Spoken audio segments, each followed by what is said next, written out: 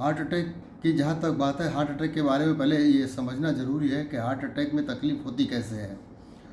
Heart attack में retrosternal यानी सीने के बीचों बीच की हड्डी के नीचे बहुत ही तेज़ दर्द उठता है। ये पेट के ऊपरी हिस्से में भी हो सकता है या खाली हड्डी के नीचे सीने में हो सकता है।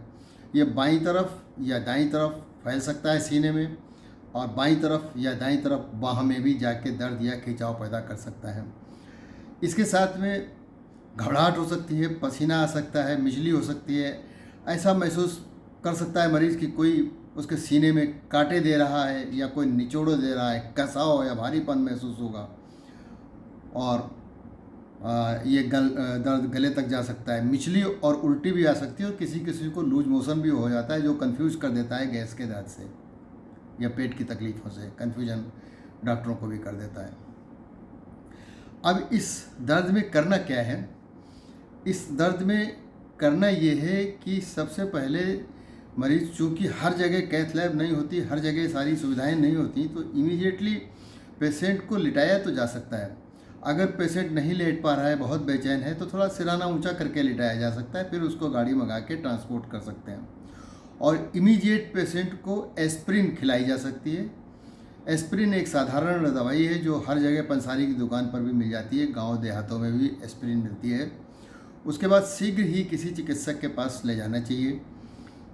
और डॉक्टरों का इसमें रोल ये है कि पेशेंट को अगर उपलब्ध हो तो मॉर्फिन 10 ml फ्लूइड में डाइल्यूट करके आईवी स्लो लगाएं। पेशेंट से कहें कि गहरी सांस लो, और पेशेंट सांस लेता रहेगा, और धीरे धीरे करके जब वो बताने लगे कि हाँ कम हो रहा है, कम हो रहा है, जब वो बताने लगे कि अब दर्द बिल्कुल बंद हो गया, तो बची हुई मॉर्फिन को फेंक दें। हो सकता है कि 15 मिलीग्राम में दर्द उसका कम हो, बॉडी वेट के हिसाब से। हो सकता है 10 मिलीग्राम में भी उसका काम हो जाए। हो सकता है 5 या 7 या 8 मिलीग्राम पहुंचने तक उसको आराम हो जाए, तो बाकी उसको फालतू लगे दवाई लगाने की ज़रूरत नहीं पड़ेगी। मगर अगर इंट्रामस्कुलर लगाते हैं तो कोई टाइट्रेशन का कोई तरीका नहीं है, उसको फिर इंट्रामस्कुलर बाह में भर के लगा देनी पड़ेगी 15 मिलीग्राम। और इंट्रामस्कुलर लगाने में ही उल्टी आती है। एक खास बात है कि आईवी अगर लगाएंगे तो पेशेंट को उल्टी नहीं आती मॉर्फिन लगाने से,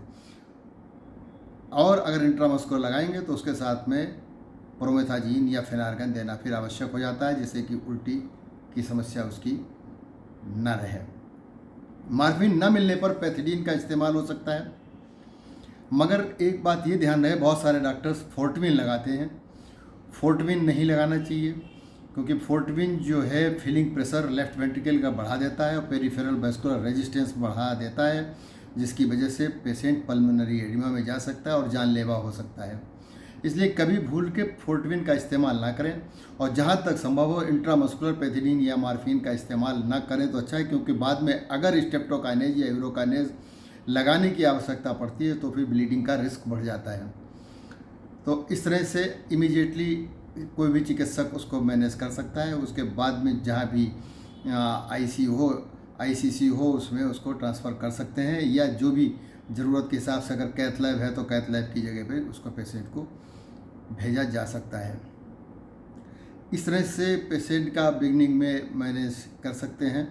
और पेशेंट ये तो सभी लोग जानते हैं कि पेशेंट में धड़कन गड़बड़ होती है और तरह तरह के अरिथमिया डेवलप होते हैं, उसी वजह से जानलेवा होता है। इसलिए एंग्जाइटी जहाँ तक पेशेंट की ना रहे वो अच्छा है, और फिर उसको कहीं शिफ्ट कर देंगे। फिर उसके बाद का ट्रीटमेंट जो है वो